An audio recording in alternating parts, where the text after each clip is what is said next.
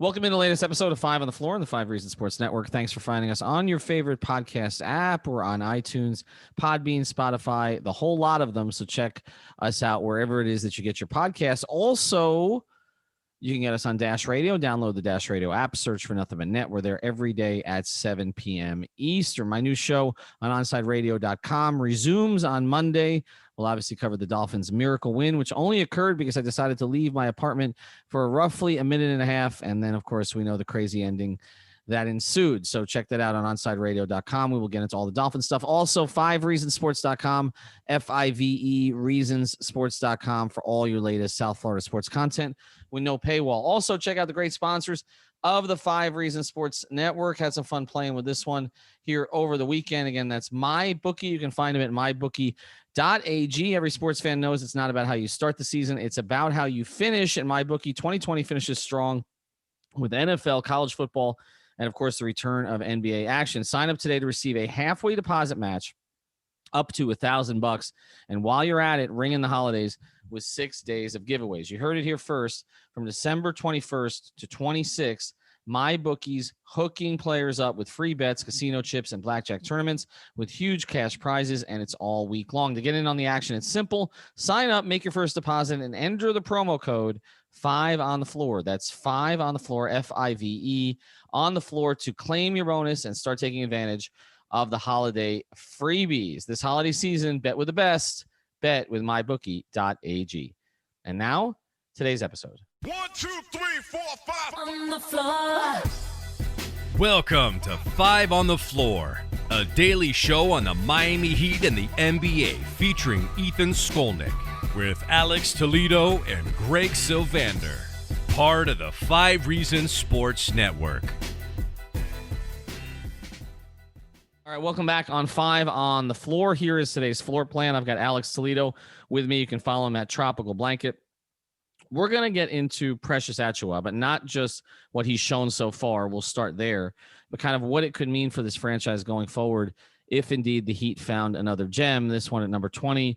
Oddly enough, after every team in the league was talking about needing a Bam prototype, and then they allowed the sort of closest thing to Bam, although there are some differences, but certainly the closest thing we've seen come into the league in a while, drop all the way down to the Heat at number 20, where essentially they get a Bam 2.0. Let's start here, Alex. Precious Achiuwa now has played in both games. He's shooting 73% from the floor. He's got per 36-minute numbers, obviously tiny sample size, but of 20 points and 7 rebounds. He's got a positive net rating in the area of about 25, which is, again, small sample size, but a pretty ludicrous number. What you and I both saw him in person. That you did in the preseason game, but I got my first chance in the regular season game on Easter. Easter on Christmas, the home opener. What did you what did you like the best? To me, Precious is just I'm impressed with the way he's kind of all over the place, and that's something I've said about Bam in the past. So it is kind of, to go along with that theme of him being kind of a Bam clone. I haven't really been repeating the idea that he might be Bam 2.0, just because it seems like a lot of the kind of the college basketball guys were down on him as a playmaker and passer. And that's obviously Bam is one of the best passing bigs in the league. But other than that, he kind of brings everything else that Bam brings. When you talk about a big that can be a rim protector, be a good rebounder, be all over the place on defense, and be a screen and roll guy on offense, like you just make it easy for him.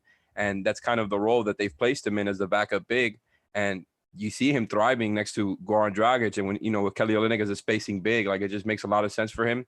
I think they've kind of put him into this really clean role for him, and he's doing a great job at it. Like he just puts in so much effort, and like I remember my reaction when I first saw him running down that floor in that one play that he had, and it's just like, oh my God, okay, Bam can't do that. Like Bam can't run that fast. Like, so he's got some things about him, especially with his motor, where it's just like, oh, he stands out. Like this guy's going to be a productive guy. Well, again, beyond just the motor, and you mentioned kind of the way he runs, which, I mean, he runs like an athlete. Okay. Not like a big, he runs like an athlete, but beyond that, the other thing that really stuck out to me seeing him in person again are the hands. I mean, he adjusted to 3 or 4 passes that probably he should not have been able to come up with.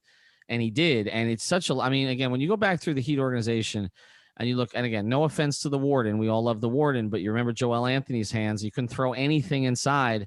And even at times, Whiteside was so lazy going for passes that, he wasn't strong. And sometimes Bam is not as strong as he should be in terms of getting to, he goes for every loose ball, but I'm talking about in terms of passes coming into him. He will occasionally not fumble them, but get them stripped or not be strong enough with his hands.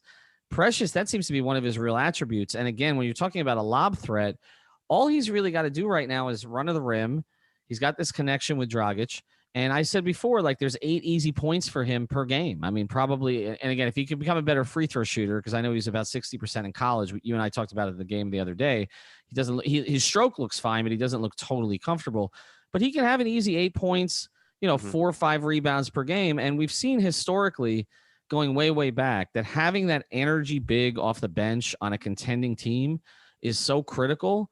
I mean, I go all the way back to like the Sally Rodman days. I know this is before your time, Alex, but like with the old Pistons, but they came in as rookies together, right? And they added to this team that already had, a core of, Dumars and Isaiah Thomas and Vinnie Johnson and Mahorn and Lambeer, but they added these 2 like sort of igniters off the bench. And I think that's how Spoelstra sort of sees Precious. I guess the next question, well, I think he's part of the rotation going forward for the whole year. I mean, I don't think that's going to change. I guess we talk about role here, and you mentioned playing with Olynyk. He played a lot of single big 5. Precious did coming in directly for Bam without Olynyk and Iguodala playing next to him. Like, how do you think they can use him? I think you nailed it. I think they can use him however they want to. And I think that's kind of the key to all of this. We talked about during the offseason, the Heat may be going after, a veteran big who can kind of do the stuff they need so they can kind of have an extra big on the floor when especially specifically when Bam isn't there. You saw in the, in the finals that I think it was game 1 that Bam got those 2 quick fouls and it was just kind of over from there as far as the Heat's defense. And I think that's something that maybe they wanted to address with this pick. And it kind of shows when he's on the floor. Like, I think it doesn't matter who you put him next to, because I like, you already know where I feel about Iguodala. I think he's a 4. I think Kelly Olynyk is the 5 when he plays next to Precious, but it doesn't matter because he can play whichever one on defense. And a lot of times he's there at the rim or, he's there switching on to guys. And to me, like, it doesn't necessarily matter who you play him next to. I think you can play him next to all different types of lineups. And that's part of the appeal with him. To me, it just makes so much sense what they have going on with, Kelly as the big next to him or another 4 and Goran off the bench. Like, I think it's so easy for him to give Goran a big who really wants to screen and roll and do it really well and who moves. Like, the foot speed stuff matters in the pick and roll too, because it's like it's hard for a big to drop back and contain the guard and contain Precious. And Goran is really good at pick and roll, and that's like his whole specialty. So it's just, to me, a ridiculous thing to be able to bring off of your bench, especially when you're giving Goran shooters around him and a spacing big to that pops at the same time that Precious rolls. Again, with the whole theme that Spo is always going to have good lineups out there, I think he's just kind of strengthened that even more. And to be honest, it seems like he's kind of doing a good job putting a Band-Aid on that weakness that I was talking about earlier, as far as when Bam comes off the floor and needing another big. Yeah, and Precious played down the stretch of the last game. I mean, I know it looked like Bam tweaked his shoulder, but I don't think that was the only reason he didn't come back in the game. But I think the thing we're going to see going forward, and we talked last year about Hero ascending to a starter and when that happened and how that was the next step for this team. And Tyler Hero is somebody we probably will get into a little bit more tomorrow. We preview the Bucks for a couple games, but obviously Hero has a lot of history with the Bucks, had big games against the Bucks. But we're going to talk about sort of Hero's role and whether or not this whole starting thing is going to work long term. But getting back to Precious, I think that the next evolution for this team will be when Bam and Precious can play together. And I asked Riley about that at his conference call, right before the season, and basically he said, yeah, we think they can, but I don't think they're going to force it. At what point do you think it's going to make sense for longer than, say, a couple of possessions where they just need 2 like hyper active interior defenders there? When do you think it actually becomes a thing? And that's a really interesting thing to be looking at. I'm honestly not sure, because it seems that's the type of thing that Spo would go to in the playoffs, like as kind of like something up his sleeve that he hasn't tried all season. But I don't know, because like I said, I want to say on the stream, if you put multiple shooters next to Bam and Precious, like I think you could definitely make those lineups work. I've said before that I don't think it's clean right now because I don't think Precious can shoot as well as he needs to play next to Bam, but I don't think that's something that, can hold them back from playing together for stints throughout a game and, to kind of try that out. And I think it is worth trying out to see, if those two guys can play together. But to be honest, I'm kind of down on it a little bit for this season until proven otherwise that Precious, that, he's got his shot going. So I think, we might see it a few times throughout the season, but I wouldn't expect that to be a big part of the rotation. All right, final thing here on Precious, and then we're going to get into more rotation talk in the second half of this episode. How does this change things long term for them? And obviously, we'll have Greg on to talk about this a little bit more. But if they found like their next it guy, okay, I mean, somebody who's going to be a core part of the rotation, but then eventually perhaps even be a starter next to Bam, it seems to me like some of this, again, Precious to some has been talked about as somebody who would be included in a trade, although we don't believe the Heat have actually done that. And he couldn't be traded until after Christmas anyway because of league rules. But if they have another like core young piece, how does this change kind of what they're looking for going forward? Because, I mean, Giannis is out of the picture now, but maybe they don't need another elite, front court player next to Bam if they have somebody who eventually may be able to develop into that. And then it becomes, again, kind of looking, okay, is it the two guard position that we're eventually going to have to upgrade here if we don't think Hero is going to end up being a star? That's actually a pretty good point. And I think that may be a reason why they ended up going with a big in this draft. Like now just thinking about it as you were talking through that, like it makes sense to, I think, go with a big there rather than a guard to develop as a playmaking shot creator, which is the type of guys that, have been rumored around the Heat. And it makes sense for the Heat to kind of go for a star shooting guard or star wing or point guard with that if they want to, rather than going after a big. So I think that's kind of an interesting point. And to me, and what you're saying too is, yeah, like that's kind of why it's important to see Precious and Bam together, at least sometimes, just to see it on the floor, and to why I would want to see how Precious's jumper looks with or without Bam, just to see how that looks. But yeah, I think it's a good point, because if you've got a guy there, like you said, who you can play with or without Bam, who you think is a gem as well, and who really solves some weaknesses for you, then yeah, maybe you shouldn't, allocate so many resources to getting somebody else there, kind of like we talked about. So I think Precious turning out to be a valuable player and somebody who could play with or without Bam probably makes it a lot easier to build around this team. Yeah, I would think, because I mean, then you don't have to get desperate to go into the front court, but also, the Harden stuff is still out there. We're not devoting whole episodes to this until there's a little bit more movement. Obviously, he looked okay the other day. So right. we'll talk. He looked all right. So we'll talk about it more going forward, I'm sure. But again, if you're going to get a guy like that, you're going to have to give up someone like, again, Precious or KZ or both, although I know that they wouldn't want to do that. And from what we see so far, and this is not long-term, but KZ got the work in the preseason games, but hasn't gotten him in the first couple regular season games. And it seems like, at least for now, Precious is more kind of plug and play, where they still see KZ as more of a developmental project. And again, it doesn't mean he's not going to be better long-term, but remember, Precious is a first-round pick. KZ was a second-round pick, even though the Heat gave up 3 picks to get him. And so, there is obviously, when you draft a guy in the second round, there's going to be some developmental time there. All right, when we come back, we're going to get into the rotation, what it looks like. I thought Brady Hawk had an interesting article on 5reasonsports.com, but first, a word from Manscaped. We'll get back to our episode here in a second. Before we do, I want to tell you about another of the great sponsors of the 5 Reasons Sports Network. Knicks are no good in the NBA. You're familiar with that? The Knicks are no good. Well, Knicks are no good when you're shaving certain parts of your body either.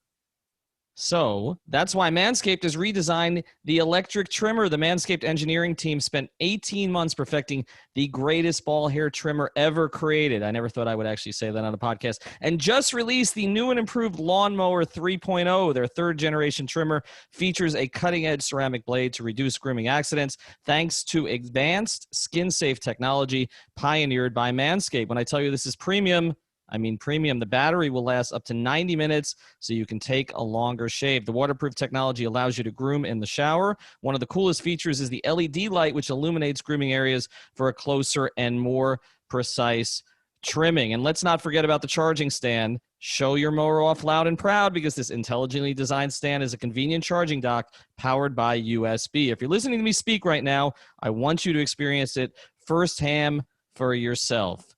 Make sure you trim yourself. Get 20% off and free shipping with the code 5RSN at manscaped.com.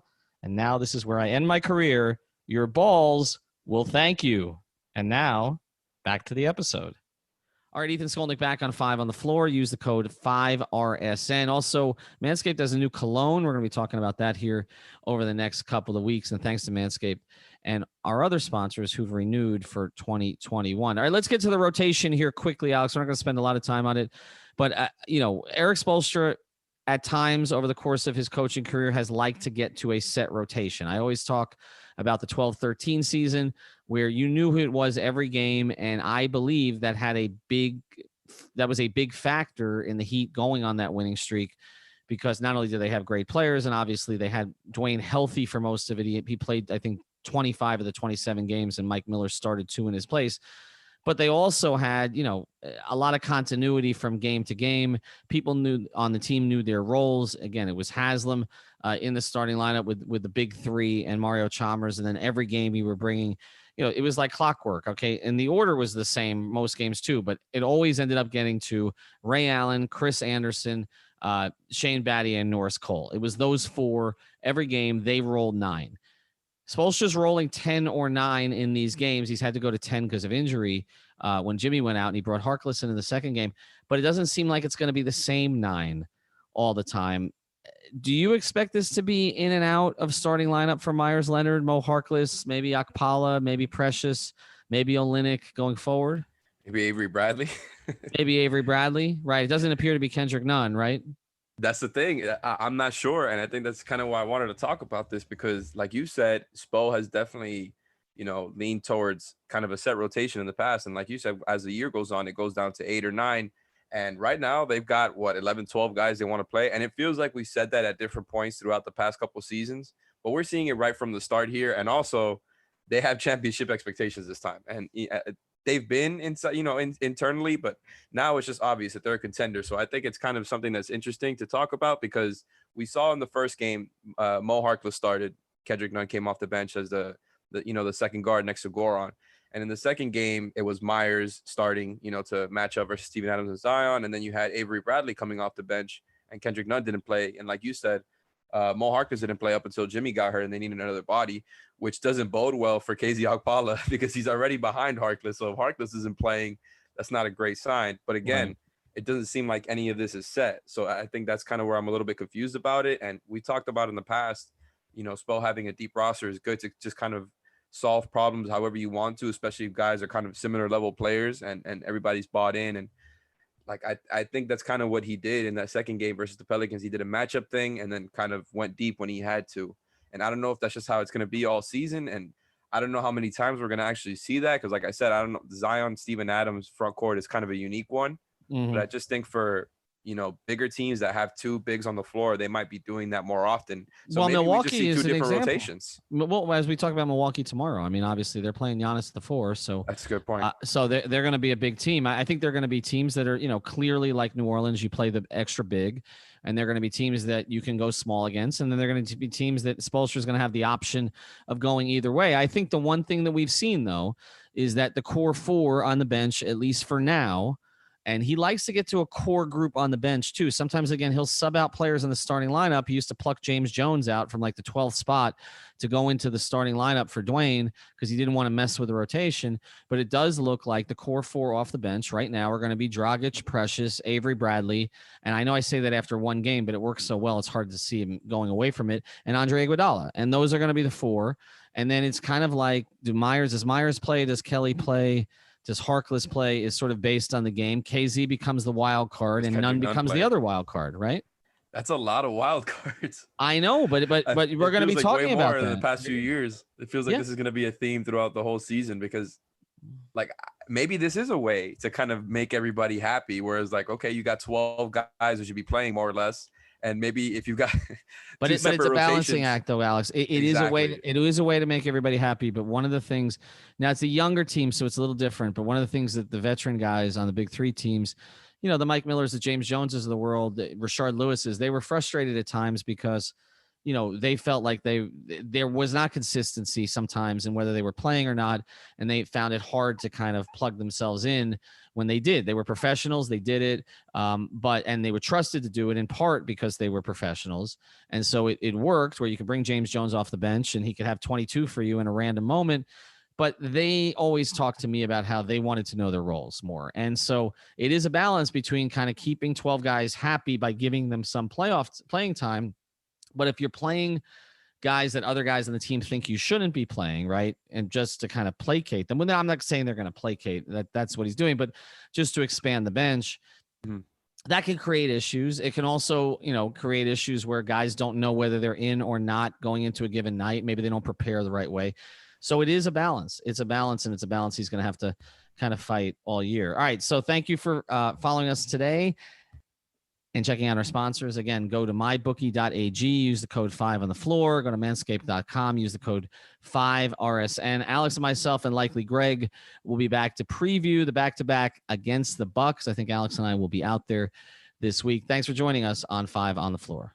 Thank you for listening to the 5 on the Floor on the 5 Regional Sports Network.